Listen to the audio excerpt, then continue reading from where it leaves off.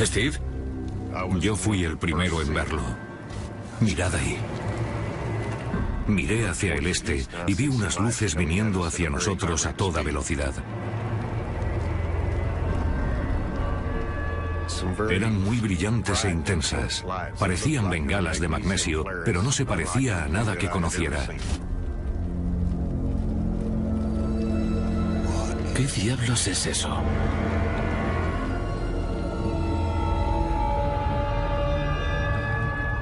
Ninguno decía nada porque estábamos todos sobrecogidos. 1, 2, 3, 4, 5, 6 y 7. Al ser piloto, lo primero que pensé fue qué clase de avión podía ser. Vuelo por esta zona bastante a menudo y conozco el tiempo que se tarda en ir del punto A al B. Estimé que la velocidad era de miles de kilómetros por hora. No era posible que algo moviéndose a esa velocidad no produjera ni un sonido de resistencia al aire ni de ningún otro tipo. Las luces alcanzaron un punto muerto sobre Stephenville. No sabía si estábamos en la guerra de los mundos o qué. Y entonces las 7 luces se alinearon en vertical. Las luces de atrás se movían de forma distinta. Tenía 7 luces, cada una parpadeando a destiempo. Se quedaron ahí durante un momento y de pronto resplandecieron como una llama. ¿Habíais visto algo así? Jamás había visto algo parecido en toda mi vida. Se parecía a una llama por combustión química y entonces, de pronto, desapareció. No dejó ni una señal, se desvaneció. ¿A dónde ha ido? ¿Qué rayos? Nunca había visto nada parecido. Lance Jones subió a su coche y se largó.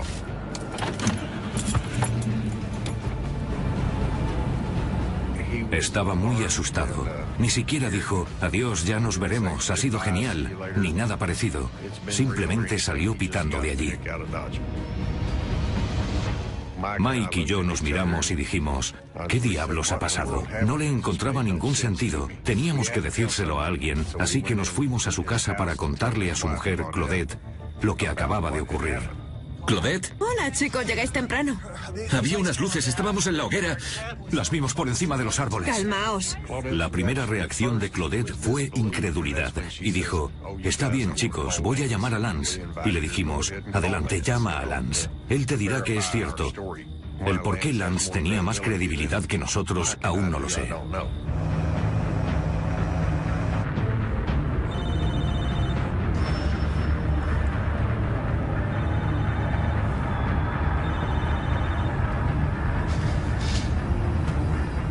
¿Hola?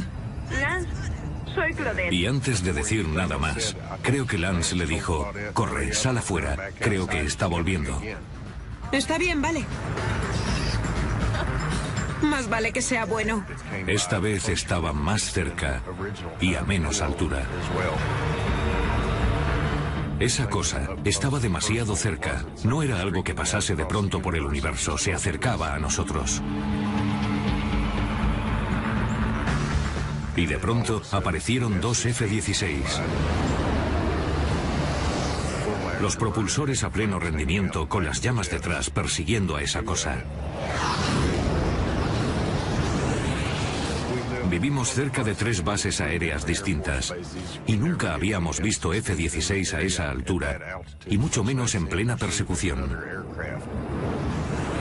Parecía como si les mantuviese a raya, como si pudiese controlar su velocidad mejor que ellos.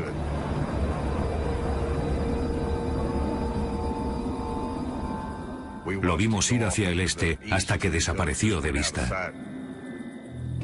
¿Por qué iban los militares a perseguir algo si fuese creación nuestra? Obviamente, no lo harían. Así que las preguntas eran, ¿qué hacen aquí?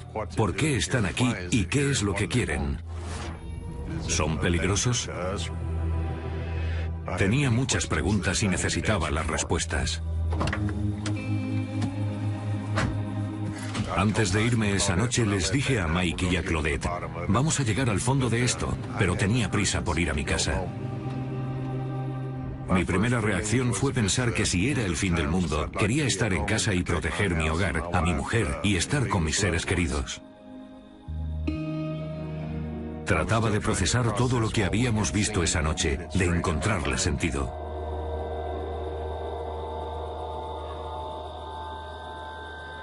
Cariño, ¿qué ocurre?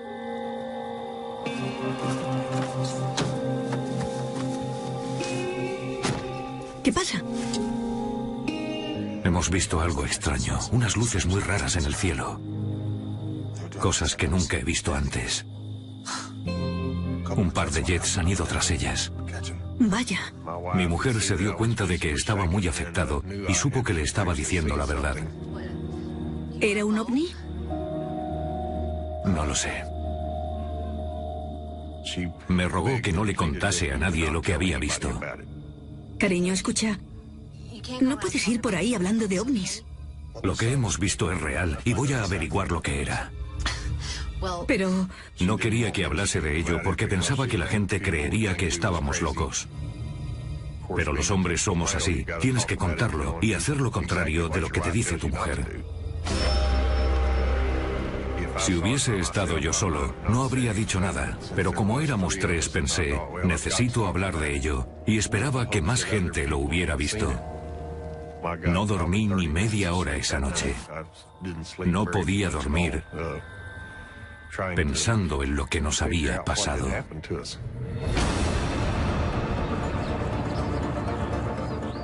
A la mañana siguiente, llamé al aeropuerto de Stephenville, en Texas. Soy piloto y la gente del aeropuerto me conoce. Saben que puedo ser muchas cosas, pero no soy un mentiroso y no me invento historias, así que se interesaron en lo que les conté.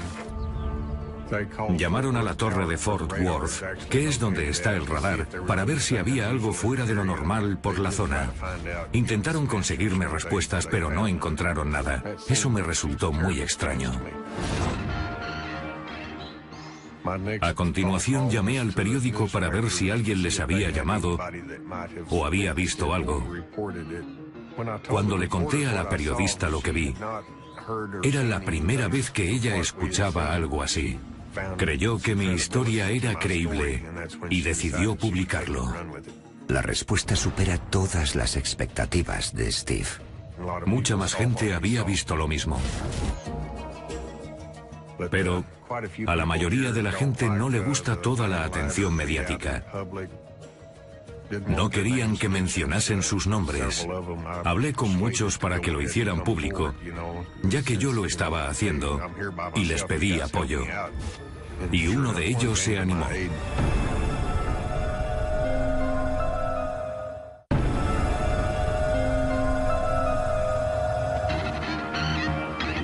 En la noche del 8 de enero de 2008, en las afueras de Stephenville, Texas, Steve Allen y un grupo de amigos vieron cómo aviones militares perseguían unas luces extrañas, pero no fueron los únicos testigos de este misterioso suceso. Llamé al periódico local, hablé con la redactora y le conté lo que vimos. Me preguntó si podía publicar un artículo y le dije, asegúrate de poner mi teléfono por si alguien que lo haya visto me quiere llamar. Hablé con unas 60 personas solo el primer día. Me dieron sus nombres y direcciones, me contaron lo que vieron. Traté de obtener todos los detalles que pude. Y les pregunté, ¿daríais la cara? La mayoría no quiere hablar en público, pero un policía del condado, Leroy Gaitan, da un paso al frente. Llevo en el cuerpo de policía más de 20 años.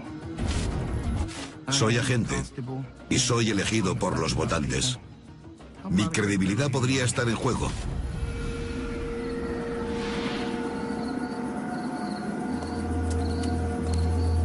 ¿Mamá lo ha pasado bien? Sí, se llevó una sorpresa. Era el cumpleaños de mi mujer y habíamos comprado un pastel y cocinado para ella. ¿Qué es eso, papá? Mi hijo señaló hacia el cielo y dijo, papá, mira esas luces.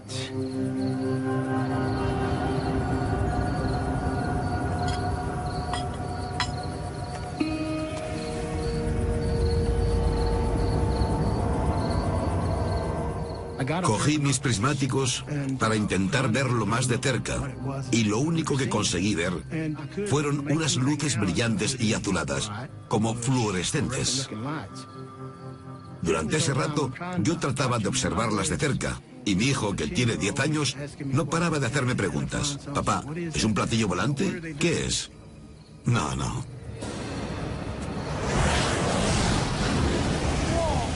Supe que eran jets porque pasan muy a menudo por nuestra casa y los oímos. ¿Qué era eso? Pensé, ¿será alguna clase de ensayo? ¿Qué es? Todo ocurrió muy deprisa y no paraba de preguntarme a mí mismo, ¿es de fuera de este mundo? ¿Es militar?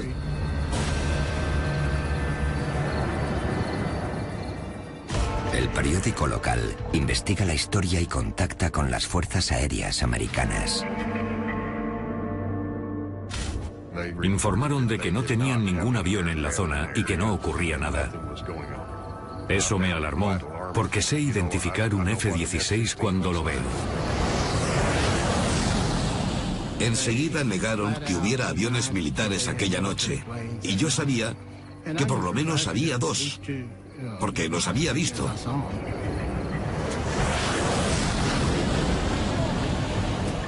Eso me preocupó bastante. ¿Qué estaban ocultando?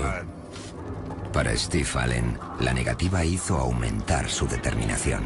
Quería averiguar la verdad a toda costa. Aunque significase quedar en ridículo ante los medios y ante la gente, queríamos llegar hasta el final. Steve contacta con la Mutual UFO Network, conocida como MUFON, una de las organizaciones más antiguas y complejas en la investigación de ovnis de todo Estados Unidos.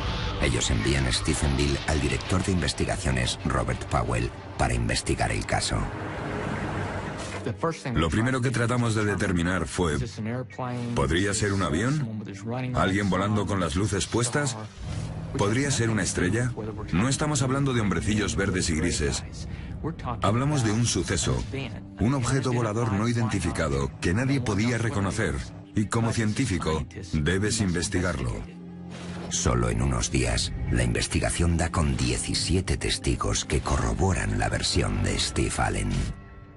Funcionarios, hombres de negocios, agentes de la ley, muchos testigos diferentes. Lo que hacía de Stephenville un suceso único de avistamiento ovni no era solo que hubiese 17 testigos, sino que cada uno lo vio en momentos diferentes, sobre un árbol y sobre otros lugares en un intervalo de tiempo de media hora. Así que no era un solo avistamiento en común, era algo extraordinario. De pronto, otro testigo de peso da un paso al frente, cuestionando la versión de los militares de que no había nada raro sobrevolando Stephenville la noche del 8 de enero de 2008. La noche del 8 de enero, uno de mis agentes estaba en el centro, cerca del juzgado del condado aquí en Stephenville, y me contó que vio un objeto enorme. Le pregunté y dijo que pensó que era un avión a punto de estrellarse. Dijo que vio el contorno, la silueta y también unas luces. No tardó en darse cuenta de que no era un avión, porque pasó de estar horizontal a ponerse en vertical, cerca del juzgado, y luego se fue hacia el este.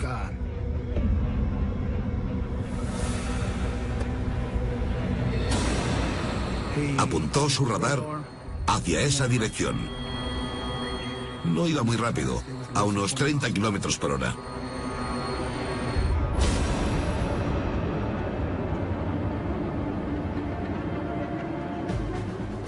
Debido a mi experiencia de vuelo, conozco la última tecnología en la industria aeronáutica y sus características. Por supuesto, el gobierno tiene los mejores aparatos y se sabe los modelos que tienen y los que no. Quizás lleven algo en secreto, pero no creo que tengan algo parecido a esto. Como ingeniero aeroespacial, el Dr. Wallace Fowler estudia diseño aeronáutico y pruebas de vuelo.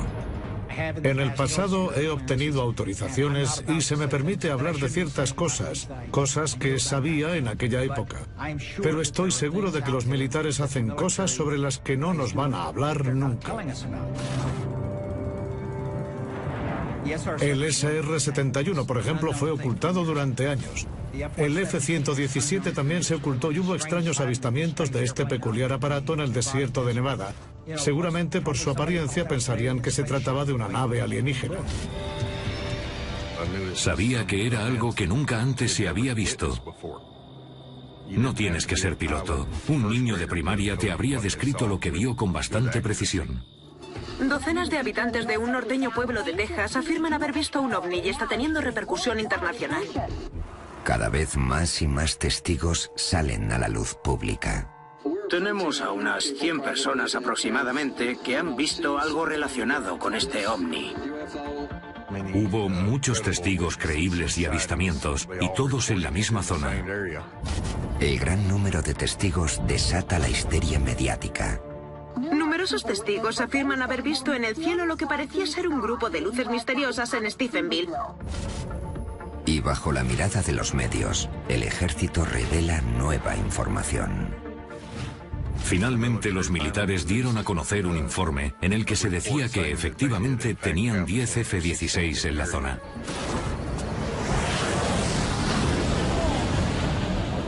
Eso me preocupó bastante. Sentí como una traición el que hubiesen esperado tanto tiempo en contarlo. Obviamente trataban de ocultar algo, estaban encubriéndolo. Si fuese algo relativo a la defensa nacional, entiendo que no me lo cuenten a mí ni a nadie.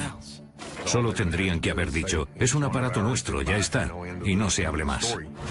Pero la respuesta del gobierno de los Estados Unidos para avistamientos ovni ha sido firme durante décadas. La periodista de investigación Leslie Kean ha pasado los últimos 10 años documentando avistamientos de ovnis por todo el mundo. En los años 50, las Fuerzas Aéreas fundaron un programa llamado Proyecto Libro Azul, cuyo propósito era recibir avisos de los ciudadanos sobre avistamientos de ovnis. En el Proyecto Libro Azul, eran expertos en ridiculizar a la gente y en buscar explicaciones a casos especialmente absurdos. Básicamente, eran las relaciones públicas de las Fuerzas Aéreas para banalizar el tema de los misteriosos ovnis. Los militares cerraron el proyecto Libro Azul en 1970. En el caso de Stephenville, las fuerzas aéreas declararon que los testigos fueron engañados por una ilusión óptica. Dijeron que había sido el reflejo de un avión de pasajeros a gran altura. Ni siquiera ellos son capaces de creerse esa estupidez. Otra de las explicaciones que ofrecieron fue la de las nubes lenticulares, nubes estáticas en forma de lentes gigantes a gran altura. Las nubes no van con 2 F-16 persiguiéndolas. Era completamente absurdo. El investigador de MUFON, Robert Powell, presionó a las fuerzas aéreas para conseguir respuestas. Sin negar ya la presencia de los F-16, ¿qué más sabían los militares? Lo primero que pensé fue intentar conseguir información de los radares, así que envié peticiones de libertad de información a todas las bases militares en un radio de unos 100 kilómetros de Stephenville. En cada uno de los casos, la respuesta fue: no tenemos información relativa a su petición. ¿Qué significa eso? No es ni sí ni no. Enseguida pensé, me pregunto si podría obtener información de la FAA para verificar lo que han visto los testigos. La Administración Federal de Aviación facilitó informes completos de los radares de un aeropuerto cerca de Stephenville. No creo que supieran para qué era esa información, así que logramos que nos la dieran sin decirles lo que estábamos haciendo. El radar daba información detallada de la actividad que hubo en el cielo la noche del 8 de enero de 2008. Era una oportunidad única para corroborar lo que vieron los testigos. Una persona puede mentir, pero un radar no. Powell comienza descartando lo obvio. Había aviones comerciales en el informe. La mayoría a gran altura. Eran los que despegaban o aterrizaban en el aeropuerto de Dallas, pasando por la zona aérea de Fort Worth. Al seguir leyendo aparecía la reciente confirmación de los militares. La información reflejaba que hubo 10 F-16 en la zona. Entonces el radar mostró algo más. Durante el tiempo que hay entre las 6 y las 9:30 de la tarde, había en total 3 aparatos desconocidos moviéndose por la zona de Stephenville sin transpondedores. Powell sabía que el gobierno obliga a todos los aviones en su espacio aéreo a usar transpondedores. El transpondedor es similar al sistema GPS. Básicamente es una señal de radio que llega a la estación de radar. Ninguno de esos 3 aparatos tenía transpondedor y estaban en la misma zona que los testigos. El informe comenzó a hablar de un posible objetivo. Comandante, creo que debería ver esto.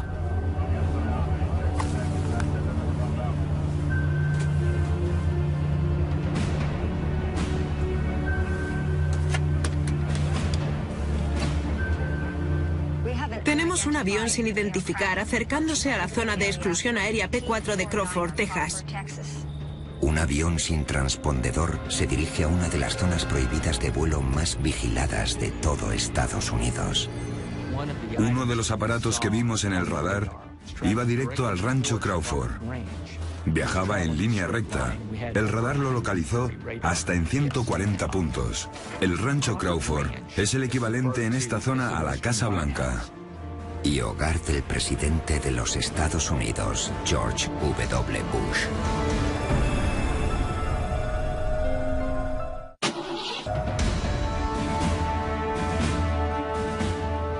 Durante la noche en la que los testigos informan de un ovni sobrevolando Stephenville, Texas, la información del radar registra 10 F-16 y una misteriosa nave que va directa a la zona de exclusión aérea sobre el rancho Crawford. El rancho Crawford es donde vive George W. Bush, nuestro expresidente. Está al este de aquí a unos 90 kilómetros. La zona de exclusión aérea llega a 5 kilómetros de distancia en todas direcciones. Traspasar esa zona de exclusión es un delito muy serio. Se acerca al área de exclusión P4, Crawford, Texas. Es muy grave para la seguridad nacional. Si un piloto entra en esa zona, o le obligan a aterrizar o le derriban.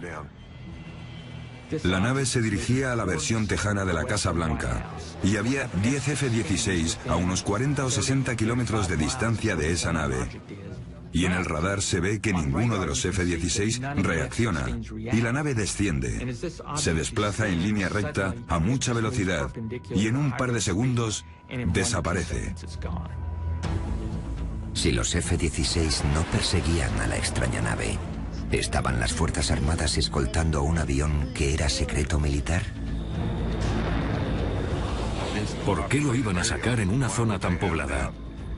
Lo harían en el desierto donde nadie lo pudiera ver. ¿Por qué hacerlo aquí? Si era un avión militar y lo pilotaron en zona civil, sería una metedura de pata muy grande de los militares. Tratando de averiguar más acerca de esta extraña nave, Steve Allen y Robert Powell vuelven a consultar la información del radar. Para mí, la velocidad era un asunto muy importante. El radar hace un barrido cada 10 segundos, así que una vez que sé dónde está el objeto y lo localizo otra vez cada 10 segundos, es cuestión de echar cálculos para saber a qué velocidad se movía entre los 10 y los 20 segundos. Concluí que el objeto aceleró hasta unos 3.000 kilómetros por hora y continuó así. Después, Powell investigó para averiguar el tamaño del aparato. No podía hacerlo con la información del radar, porque nada de lo que registra la FAA tiene que ver con las dimensiones. Pero uno de los testigos decía tener algo que quizás podríamos usar. Después de que se conociera mi historia, un compañero al que conozco de toda la vida me dijo que la noche del 8 de enero vio lo que llamaríamos una nave.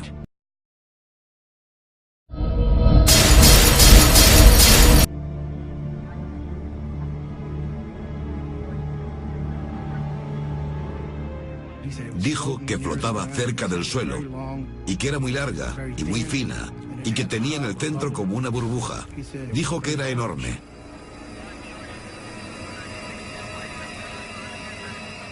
Dijo que era tan grande como una manzana de la ciudad. Dijo que era algo enorme, que hacía cosas raras y que iba muy deprisa. Yo confío plenamente en él. No tiene razones para mentir. Intenté calcular el tamaño de esa nave basándome en la descripción visual de los testigos y en la situación que ocupaba según el radar. Y basándome en eso, poder calcular el tamaño usando la trigonometría. El tamaño aproximado que debía tener era de unos 400 metros por 200. Algo de ese tamaño, con el alcance de 2 campos de fútbol, es como coger un campo de fútbol y hacerlo girar en un poste, y ese es el tamaño que tendría esa cosa. La pregunta es, ¿ha construido el hombre una nave con esas características? El SR-71 alcanzaba los 3.000 kilómetros por hora, así que es perfectamente capaz de alcanzar estas velocidades. El X-15 alcanzaba los 7.000 kilómetros por hora. El transbordador espacial alcanzó los 28.000 kilómetros por hora o más. Así que hemos construido naves que pueden volar más rápido que esa. Pero para que puedan hacer lo que vieron los testigos, tendría que tener, primero, mucha energía. La propulsión es lo más difícil. Se necesita muchísima propulsión para que un aparato que mide 200 metros de largo alcance los 3.000 kilómetros por hora. Además, la ausencia de sonido es intrigante. Cómo algo que se mueve a esa velocidad no emite ningún sonido de resistencia al aire. Se movía en un silencio total desde donde estábamos. Cuando un avión alcanza la velocidad del sonido, Mach 1, se forma una onda en el arco de la nave y esa onda nosotros la percibimos como una explosión sónica. Todo lo que viaje más rápido que la velocidad del sonido, sobre todo a poca altura, se va a oír. Alguien tendría que haber oído la explosión sónica. Pero todas las informaciones decían que no emitía sonido alguno. El profesor de física y astronomía John Willis estudia las enormes distancias que hay en el espacio exterior. Si hubiese una nave que pudiese viajar a la velocidad de la luz, tardaría 4 años en llegar a sus estrellas más cercanas. Si viajase a menos velocidad, como la que alcanzamos en la Tierra con cohetes, tardaría cientos de años. Es posible, pero tardaríamos generaciones en conseguir algo así. La raza humana aún no ha conseguido transportar personas a esas distancias, ni en ese tiempo.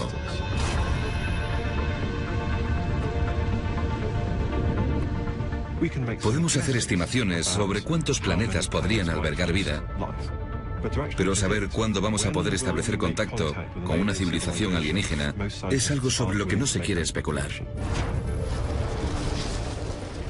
Creo que fuera lo que fuera aquello, no era de este planeta, a juzgar por su forma de volar y la velocidad a la que viajaba en completo silencio.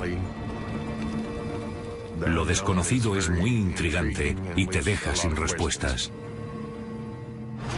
Busqué en internet y encontré un artículo de 1890 o 1891 donde ya se hablaba de avistamientos.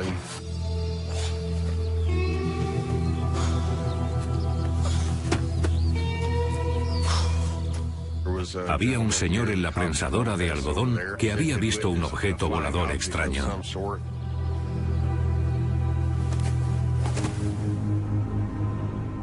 Era muy brillante, lo describió como una bala de algodón en llamas.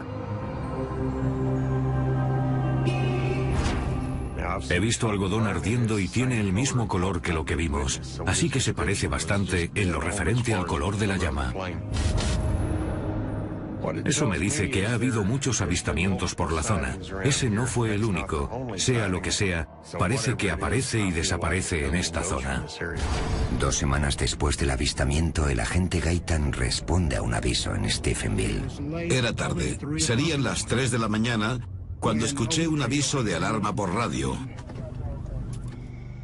Una alarma había saltado en un negocio. Y como estaba cerca, pensé, voy a pasarme y a esperar a que vengan los refuerzos para registrar el edificio.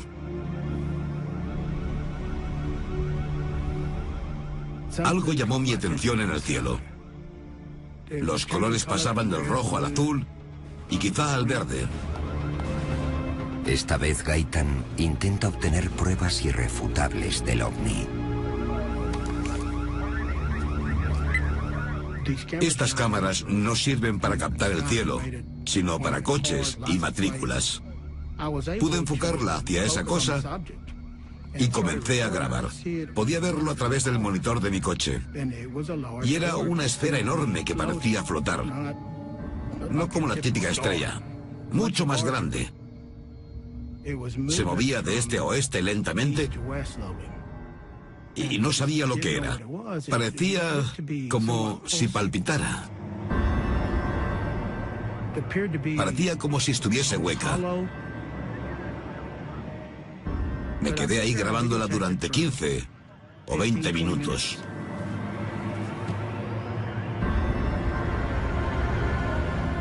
Las luces no dejaron ni un rastro tras de sí de lo rápido que desapareció. Me fui a casa para ver el vídeo y, para mi sorpresa, tenía muchas interferencias. Por algún motivo el vídeo no se veía con claridad. Aquello también atrajo los titulares de la zona. A pesar de la imagen borrosa, el último avistamiento dotó a la investigación de un nuevo objetivo. Estábamos progresando. Todo el mundo sabía lo que había visto. Para entonces cada uno teníamos una tarea designada. Robert analizaba los radares. Yo seguía recogiendo testimonios. Y había muchos. Así que estábamos atareados intentando averiguar qué había ocurrido. Pero los militares trataron de poner excusas. Hicieron una campaña de calumnias para cubrirlo todo, desacreditando lo que habíamos visto. Los ovnis son un fenómeno que el gobierno no puede explicar. Creo que ellos saben que existen, pero no lo pueden explicar, y no quieren ese peso en sus espaldas. Nos ridiculizaron por completo con lo que pasó. Nunca nos preguntaron qué vimos. Estaban ocupados inventando excusas. Una tapadera del gobierno sobre el tema de los ovnis es un tema muy complicado y arriesgado de tratar. Si ocurre algo que queda ampliamente registrado y con numerosos testigos, y tenemos muy claro lo que ha pasado, el gobierno no va a querer implicarse. Quieren ocultar algo que todo el mundo sabe que ha pasado. Probablemente existen documentos clasificados que hablan de ovnis que están ocultos. Así que el fondo de la cuestión es que el gobierno americano no facilita la información que posee. Pero Steve Allen se niega a abandonar su búsqueda de la verdad. Su perseverancia da sus frutos cuando recibe una sorprendente llamada. La persona al otro lado de la línea no es otro que el astronauta de la NASA, Edgar Dean Mitchell. Hablamos un buen rato por teléfono, casi hora y media, y le conté lo que había visto. Él sabía de lo que le hablaba. El astronauta del Apolo 14, Edgar Mitchell, es un héroe americano. Fue el 6º hombre en caminar por la Luna y durante años ha sido muy abierto con el tema de los ovnis. Le interesa mucho el tema y ha hecho investigaciones internas de forma privada con gente de muy arriba. Me contó muchas cosas interesantes sobre lo que la NASA quiere que digan y lo que no quiere que digan. Habló sobre cuando Buzz Aldrin había pisado la Luna. Dijo que algo aterrizó a 1 kilómetro de Buzz. Él informó a Houston, y en Houston le dijeron: no lo mires, no mires hacia allí, ni en esa dirección, no tengas ningún contacto directo, sigue con tu misión, olvida cualquier cosa que hayas visto. ¿Y qué ocurrió en la misión del Apolo de Mitchell en 1971? Había visto naves mientras estuvo en el espacio. Vio muchas cosas que no eran estrellas ni nada parecido. Vio un ovni. El doctor Mitchell tiene mucha credibilidad. La NASA no puede controlarle, ni el gobierno, así que ya no le importa un bledo y cuenta lo que él vio. Creo que todo lo que dice es verdad. Yo sabía que mi historia era real y eso era lo más importante. La sorpresa llegó cuando salió el informe por todo lo que implicaba. Resulta que el radar mostraba algo que nunca había visto antes. Fue una sorpresa, me quedé en shock. Desde que Steve Allen informó por vez primera de haber visto un ovni sobre Stephenville, Texas, la noche del 8 de enero de 2008, más de 100 testigos salieron a la luz para corroborar su historia. Pero la pregunta era, ¿qué había en el cielo aquella noche? Tras meses de recabar declaraciones de los testigos y de analizar informes de radares, los datos y los testimonios revelan una anomalía crucial. La velocidad era un tema muy importante, decisivo. El hecho de que algo tan grande se pare de pronto y vuelva, y le lleve la delantera a dos F-16, es algo muy extraño.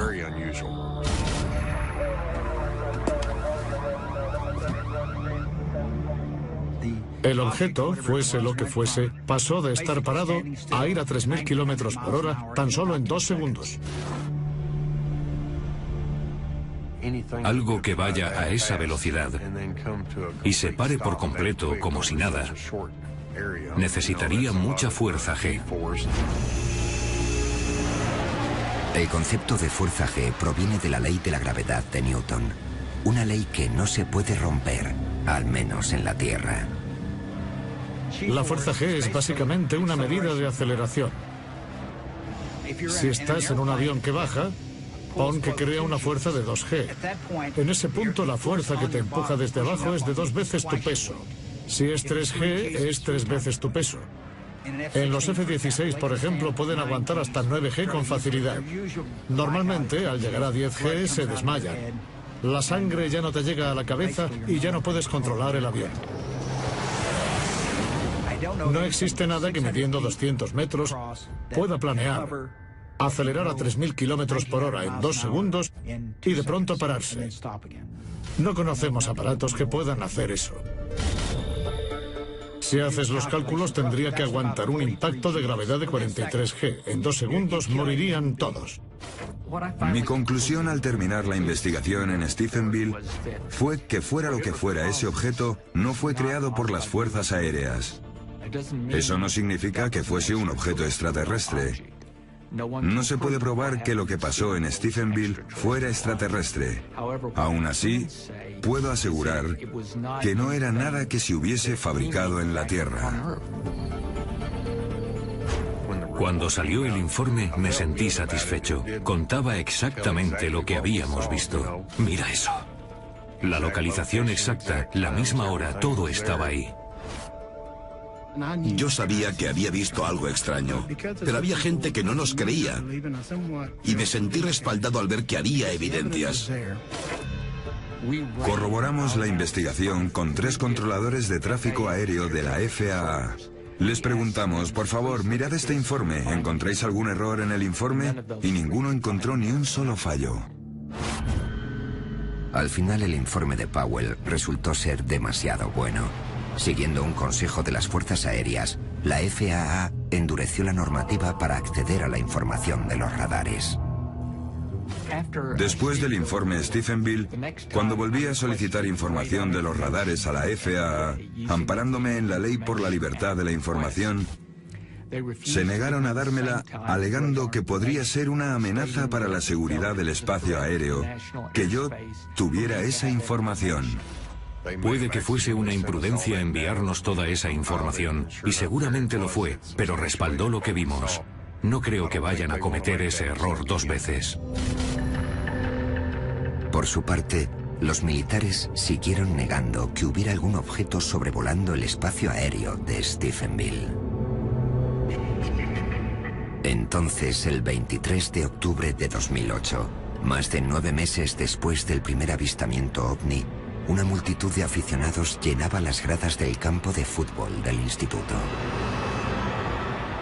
Estaban celebrando un partido y de pronto el ovni o lo que fuera se detuvo por encima del estadio. Green 72. La nave se situó justo encima y todo el partido se detuvo. Primero pararon los jugadores y el árbitro siguió mirando el partido hasta que vio que todos miraban hacia arriba. Todo el mundo lo vio desde las gradas y desde el campo. Cientos, tal vez miles de personas viendo lo mismo. Es algo real. No es ninguna alucinación. Para Steve Allen y Leroy Gaitan, la vida no volverá a ser igual. Desde aquel 8 de enero y los otros acontecimientos, mi vida ha cambiado. Mis creencias han cambiado. Ahora creo que puede haber vida fuera de este planeta. Y espero que antes de morir pueda llegar a saber la explicación de lo que vi. Sabía que iba a cambiar mi vida. Sabía que es algo que no todo el mundo tiene la suerte de ver. Y que yo soy muy afortunado por haberlo visto. Creo que hay vida en otros universos o galaxias o sistemas solares. Tienes que ser muy estrecho de miras para pensar que somos los únicos seres que existen. Y la búsqueda de la verdad de Steve Allen aún no ha terminado. Espero sinceramente volver a verlo de nuevo. Quiero saber lo que es. Ahora miro el cielo mucho más a menudo.